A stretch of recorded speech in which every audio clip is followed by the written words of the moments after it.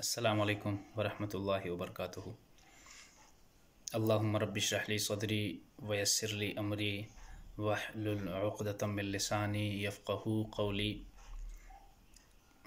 मैं पाकिस्तान स्टमरिंग एसोसिएशन के तमाम मेंबर्स को, तमाम शुरका को, बिलख़ुसूस जो नए मेहमान हमारे इस ग्रुप में, नए मेंबर्स हमारे इस ग्रुप में शामिल हो चुके हैं, मैं उनको खुशामदीद कहता हूँ।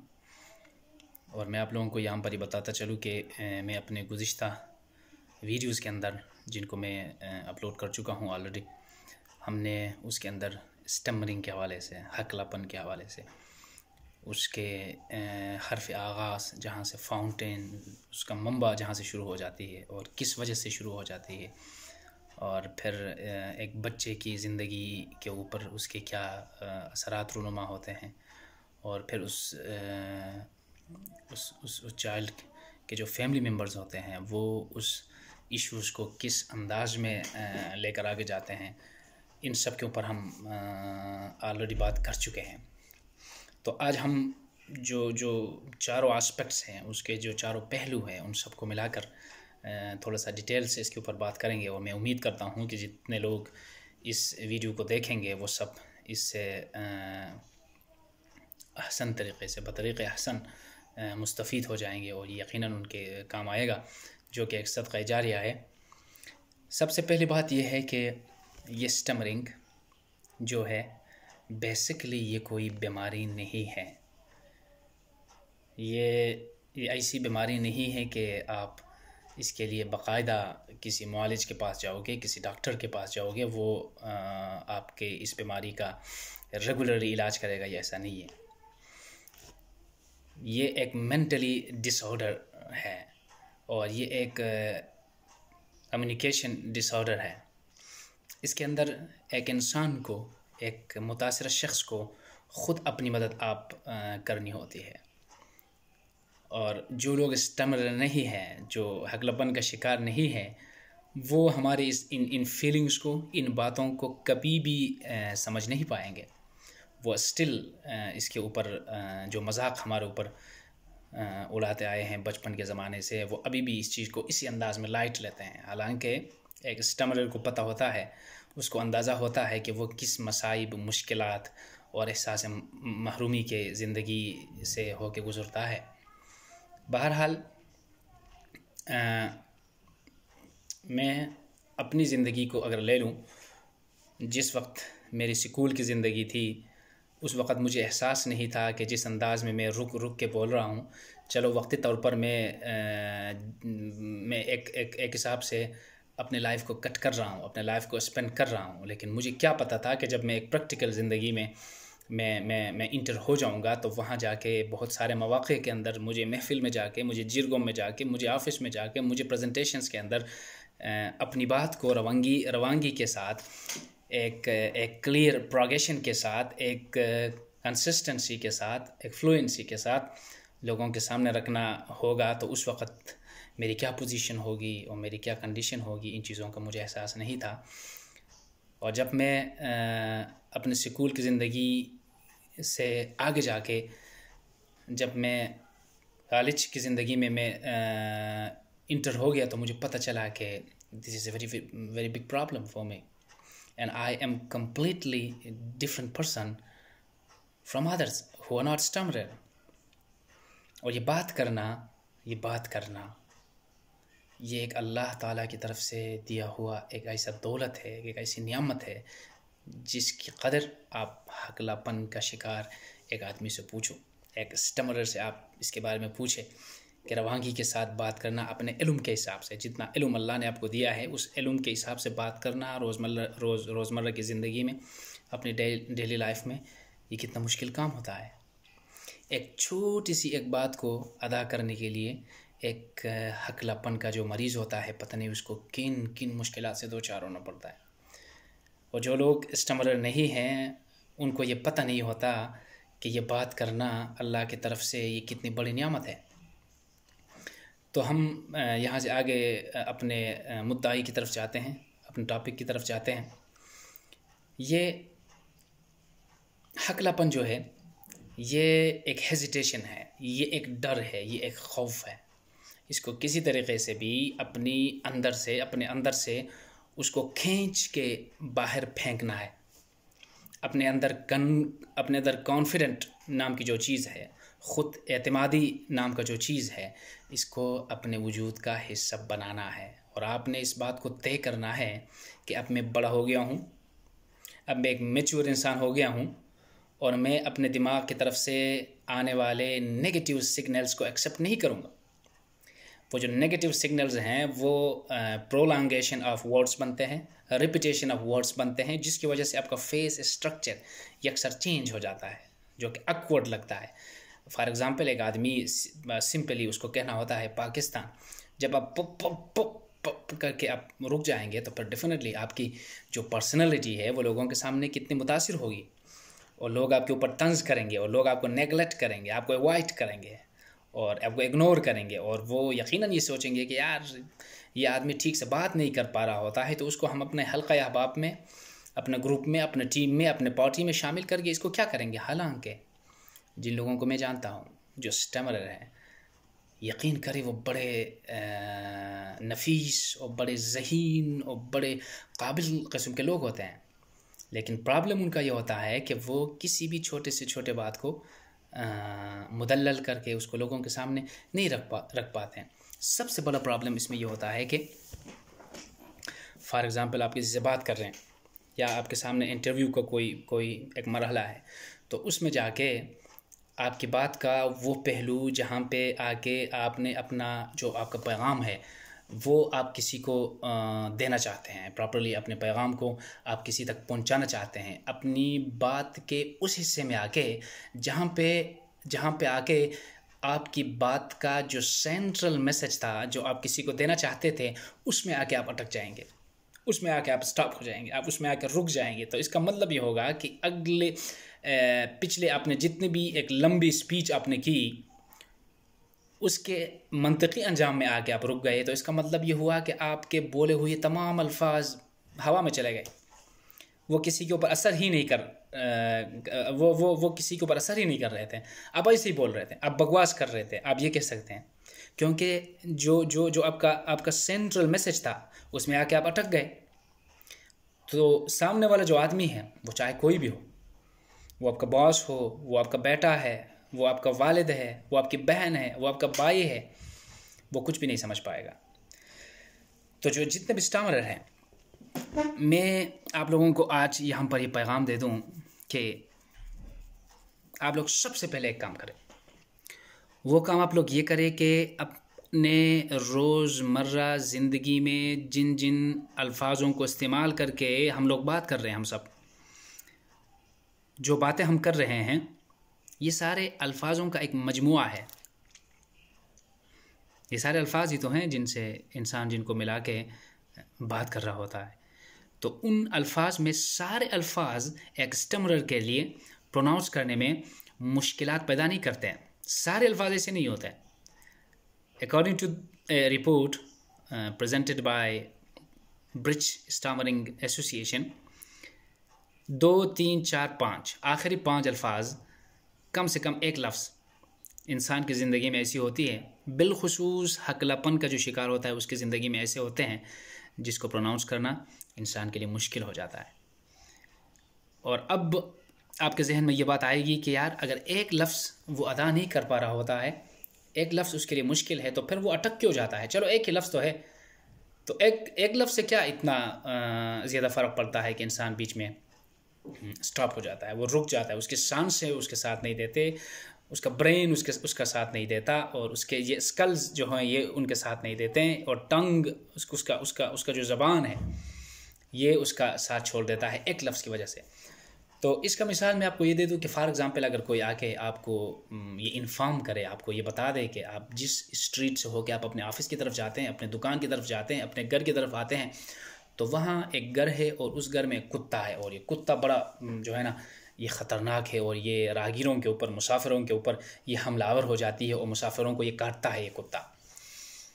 तो जब किसी ने आपको ये बात आपके सामने रख दी, आपको इंटिमेट किया, आपको आगाह किया कि वहाँ से आप जाएंगे तो ख्याल रखें वहाँ बड़ा कुत्ता है और बड़ा ख़तरनाक है, ठीक है, तो उसमें ये होगा, मैं दावे से आपको कहता हूँ कि जिस स्ट्रीट के शुरू से आपने अपने सफ़र का आगाज़ किया था और जिस घर की तरफ से, जिस घर के लिए आपको इंडिकेशन दी गई थी कि फ़लाँ घर और ये कुत्ता उस घर में है, तो वो तो दूर है आपसे, और वहाँ तक पहुँचने से पहले पहले आपके जो पाँव हैं वो लड़खड़ाएंगे, वो फिसल जाएंगे, क्योंकि आपको पता होता है कि वो कुत्ता तो है बहरहाल, जहाँ भी है वो है, और आप उसी एक्चुअल एग्जैक्ट लोकेशन तक पहुंचने से पहले पहले आपके पाँव लड़खड़ाएंगे, आप गिर जाओगे, आप परेशान हो जाओगे, आप कांप जाएंगे। तो ये एक लफ्ज़ की जो बात मैं कर रहा हूँ ना, ये भी इस तरह है, क्योंकि मुझे पता हुआ था, मुझे अंदाज़ा हो चुका था कि ये काफ का जो लफ्ज़ है इसको अदा करना मेरे लिए मुश्किल है। For example Karachi, for example Quetta, for example Kyrgyzstan, for example Kathmandu, Quran, Quaid Azam, तो इसमें मैं अटक जाता था। जब अटक जाता था तो बिल्कुल अब कायद आज़म, मुझे मुझे मुझे ऐसे में बोलना कायद आज़म था, तो मैं इसको very difficult, it's very you can say embarrassing moment for a stammerer, जब वो इस चीज़ को अदा नहीं कर पा रहा होता है। और ये एक ऐसी फीलिंग्स हैं कि जो बयान नहीं हो सकते, कि उस दौरान जब आप एक हट्टा कट्टा आदमी, एक खूबसूरत आदमी एक काफ को अदा नहीं कर पा रहे होंगे, तो फिर बहुत ही एम्बैरेसिंग होती है इंसान को, जो कि अल्फाज में बयान करने से बाहर है। तो मैं अर्ज़ कर रहा था कि आराम से बैठ के अपने ज़िंदगी का बागौर आप जायज़ा कीजिए, और उसमें फिर ये देख ले कि वो कौन से अल्फाज हैं जिनको आप प्रॉपरली अदा नहीं कर पा रहे होते हैं, आपके लिए मुश्किल का सामना करना पड़ता है, दिक्कत का सामना करना पड़ता है। तो फिर उनको पहले आप आइडेंटिफाई करके अपने सामने लिखे कि मेरे लिए ये पी, फॉर एग्ज़ाम्पल के एल एम मीम पा। अमूमन जितने स्टमरर मेरे साथ राबते में हैं, जिनको मैं गाइड कर रहा हूँ, जिनको मैं इंकरेज कर रहा हूँ बाल्फाज देगर, मेरे सामने जो अल्फाज आ रहे हैं वो एक्सप्लोसिव वर्ड्स, पी के एम, एक्सप्लोसिव जो वर्ड्स होते हैं अल्फ़ाबेट्स, ये चीज़ें प्रॉब्लम क्रिएट करते हैं। तो उनको भी अदा करने का एक उसूल है, एक फार्मूला है, वो मैं आपके साथ शेयर करूँगा, ठीक है ना। फॉर एग्ज़ाम्पल आप ये कहना चाहते थे कि मैं कोयटा जा रहा हूँ और वहाँ से मैं इंशाल्लाह कल 2 दिन बाद वापस आऊँगा, आप ये कहना चाहते हैं। तो मैं कोयटा मुझे कहना था, मैं बीच में फंस गया। तो आपने इसमें एक टेक्निक इस्तेमाल करना है कि मैं इंशाल्लाह कल कोयटा जा रहा हूँ। इंशाल्लाह का जो लफ्ज़ है ना, उसको आपने इसके बीच में ऐसा फिट कर दी कि उसके बाद आने वाली जो लफ्ज़ है वो के ही था, कोयटा, मैं इंशाल्लाह कोयटा जा रहा हूँ। पहले आपने इंशाल्लाह नहीं कहा था। ये एक मिसाल के लिए मैं यहाँ पर बयान कर रहा हूँ। अच्छा, तो अपनी बात को दूसरों तक फ्लुएंसी के साथ, रवानगी के साथ, बग़ैर रिपीटेशन के आप पहुंचाना अगर चाहते हैं, तो उसमें आप अपनी तरफ से किसी एक खूबसूरत लफ्ज़ का इजाफ़ा करें और उसको उसके अंदर एडजस्ट करें। एडजस्ट करने के बाद आप वहाँ से ओवरकम करेंगे, वहाँ से ऊपर आप जाएंगे और आप उस चीज़ को बड़ी आसानी के साथ क्रॉस करके आगे जाएंगे। ठीक है, ये कुछ फार्मूला है जिनको मैंने ख़ुद अपने ज़िंदगी में अप्लाई करके, और अल्लाह रब्बुल इज़्ज़त के फ़ज़ल करम से मैं अपने इस स्टमरिंग का जो इशू था मेरे ज़िंदगी में एक स्टिग्मा की तरह था, एक दाग की तरह था, हमेशा मुझे वो डिस्करेज किया करता था।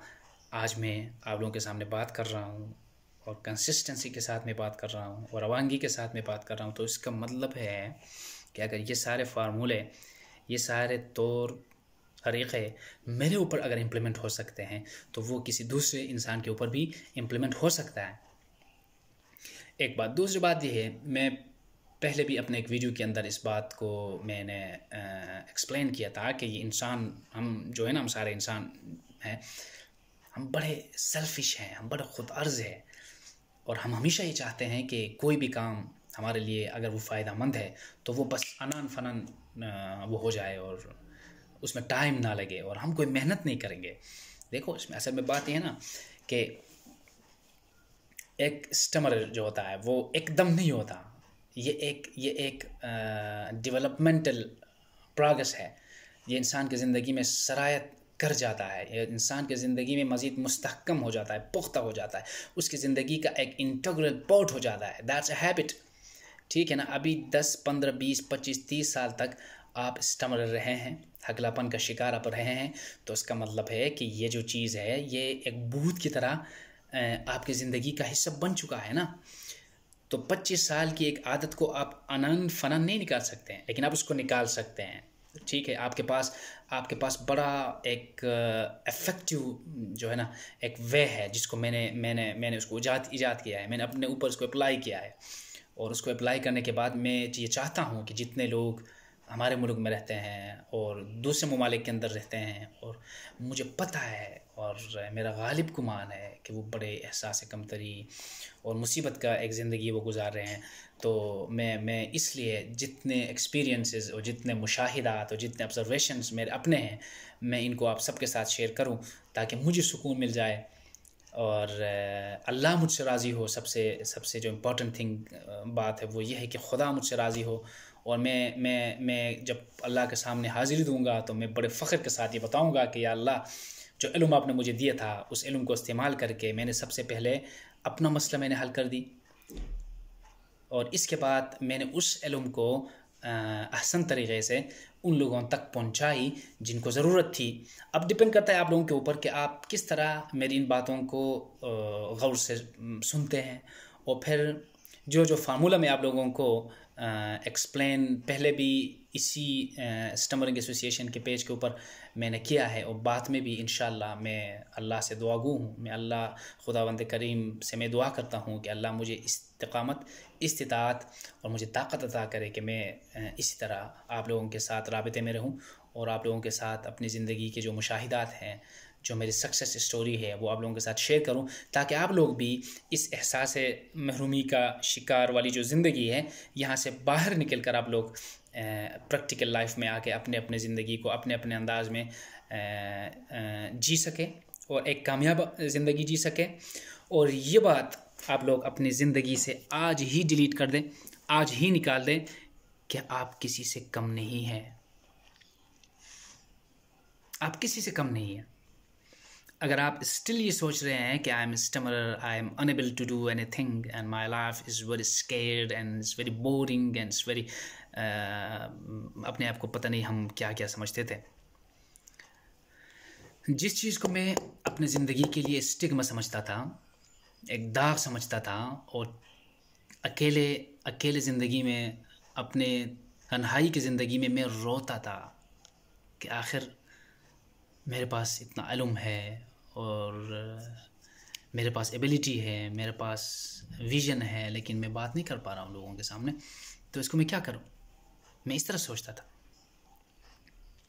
और जब मैंने देखा कि अल्लाह जब किसी इंसान के ऊपर कोई आजमाइश लेकर आता है तो वो खालिक बहुत बेहतरीन अंदाज में समझता है कि इसका सदबाब भी है, इसका कोई हल भी है, लेकिन शर्त यह है कि इंसान अपने दिमाग को इस्तेमाल करे और इसके अंदर इस्तिकामत का उनसर मौजूद हो और वो मुस्तकिल मिजाजी के साथ किसी एक मसले को हल करने के लिए कोशिश करे। ठीक है। और आज मैं आप लोगों को आखिरी और बहुत इम्पोर्टेंट एक बात बता रहा हूँ। उर्दू का एक मुहावरा है कि पहले तोलो फिर बोलो, मतलब सोच समझ के बोलो। ठीक है ना। ये मुहावरा बड़ा इम्पोर्टेंट है, और एक हकलापन का जो शिकार इंसान होता है उसकी ज़िंदगी में तो ये बहुत ही अहमियत का हामिल है ये चीज़। वैसे भी फजूल बात नहीं करना चाहिए ना, हर वो बात करना चाहिए जो मानखेज़ हो, जो किसी के लिए फ़ायदेमंद हो, जो किसी के काम आए, जो ऐसी बात ना हो जिसको हम लघु कहें, जिसको हम बकवास कहें, जिसको हम फजूल कहें। तो एक सही बात को बोलने के लिए, अदा करने के लिए, किसी के साथ शेयर करने के लिए थोड़ा सा सोचना तो चाहिए कि ये बात मैं कर रहा हूँ, ये बात किसी के फ़ायदे के लिए है या नहीं है, ये काम वाली बात है या बेकार की बात है। इस तरह करके जब आप सोचेंगे और सोच के जब आप बात करेंगे तो आप फिर हकलाएंगे नहीं। ये बात भी याद रखें अपनी ज़िंदगी में, ये बहुत इम्पॉर्टेंट है ये चीज़। हमेशा बात करते हुए आपने आपने जल्दी नहीं करना, क्योंकि हर जल्दी के काम में शैतान का अमल दखल होता है। आराम से बात करें, तहम्मुल से बात करें, लाइटली बात करें, और अब जब बात करते हैं उस वक़्त अपने हार्मोन्स को और अपने इमोशंस को बड़ा उठा के जज्बाती होकर बात ना करें। जिस तरह अभी मैं आप लोगों के सामने बात कर रहा हूँ, बिल्कुल लाइटर मूड में, ईज़िली रिलैक्स होकर आप बात करें, सोच के बात करें। और लास्ट मेरा मैसेज ये है कि अपने ज़िंदगी के ऊपर ज़रा गौर करके उन अल्फाज का तयन करें जो अल्फाज आपके लिए अदा करने में मुश्किल है। उनको आप आइडेंटिफाई करें। आइडेंटिफाई करने के बाद नीचे कमेंट्स का जो ऑप्शन है वहाँ पर आप लोग लिखें कि मैंने अपने ये अल्फाज या ये लफ्ज़ उसको मैंने आइडेंटिफाई कर ली, इसको अदा करने में मेरे लिए प्रॉब्लम का सामना हो रहा है। तो फिर उस लफ्ज़ के हिसाब से मैं आपको बताऊंगा कि इस लफ्ज़ के साथ आपने दूसरा कौन सा ऐसा मौजून वर्ड है, लफ्ज़ है, उसको आप इसके साथ एडजस्ट करके अपनी बात को आगे जारी रखेंगे। तो ये चीज़ें मैं जब आपके ज़रूरत के मुताबिक आपकी ज़िंदगी में जो ग्राउंड रियलिटी है, मतलब जो अल्फाज आपके लिए प्रोनाउंस करने में मुश्किल होता है, उसके हिसाब से फिर मैं आपको बताऊंगा और आप इंशाल्लाह इस इशू को रिज़ॉल्व करेंगे। लेकिन आखिर में फिर मैं वही कहूँगा कि ये मसला, ये स्टमरिंग का जो इशू है, ये इम्प्लीमेंटेबल है, एप्लीकेबल है। मैंने फ़िक्स किया है इसको, अल्लाह के फजल करम से मैंने इसको हल किया है, तो फिर आप भी कर सकते हैं। शर्त मैंने क्या बताया? शर्त मैंने ये बताया कि इस्तिक़ामत आपके अंदर हो, मुस्तक़िल मिजाजी आपके अंदर हो। अगली वीडियो में कुछ मज़ीद इन्फॉर्मेशन के साथ आपकी खिदमत में हाज़िर होऊंगा। तब तक मुझे इजाज़त दीजिए। Thank you so much. अस्सलाम वालेकुम। खुदा हाफ़िज़।